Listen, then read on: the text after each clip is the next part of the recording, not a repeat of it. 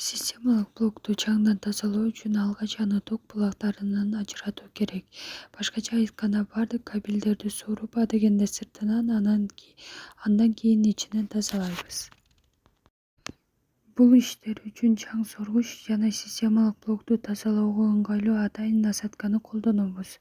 Чаң соргуч менен компьютердин болгону сыртынан, үстүнкү панелди каптап, панелдерди алдыңкы панелди гана тазалоого болот. Ичин чаң соргуч менен тазалоо кооптуу, себеби материнская платаны, видеокартаны жана башка түзүлүштөрдүн контакттарын, разъемдорун бузуп алуу коркунучу бар. Эгер корпустун ичинде чаң чыпкалары болсо, аларды алып чыгып өзүнчө тазалайбыз. Сыртын тазалап бүткөндөн кийин ички бөлүгүн тазалоого өтөбүз. Бул үчүн кисточканы колдонобуз. Системалык блоктун ичинде чаң көбүнчө вентилятор иштеген жерлерде көп топтолот.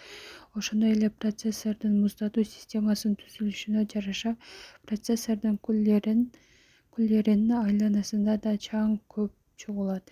Эгер компьютердин ичинде чаң абдан көп болуп кетсе, кисточка менен тазалап жатканда чаңдын бөлмөгө азыраак чыгышы үчүн чаң соргуч түтүгүн жанында кармап турса болот. Эгер компьютерде видеокарта орнотулса, аны алып чыгып өзүнчө тазалаган жакшы. Анткени видеокартаны жакшы үйлөп тазалоо керек. Ал системалык блоктун ичинде турганда бул ишти жасоо кыйыныраак. Вентилятордун чаңдан арылтып, радиатордун жакшылап үйлөп тазалайбыз, анткени анын ичинде чаң көп топтолушу мүмкүн. Ошол эле ыкма менен катуу диск жана SSDни да тазалайбыз. Эгер мүмкүнчүлүк болсо, аларды үстүн кисточка менен тазалайбыз. Эгер жеткиликтүү болсо, катуу диск же SSDни алып чыгып өзүнчө тазалаган жакшы.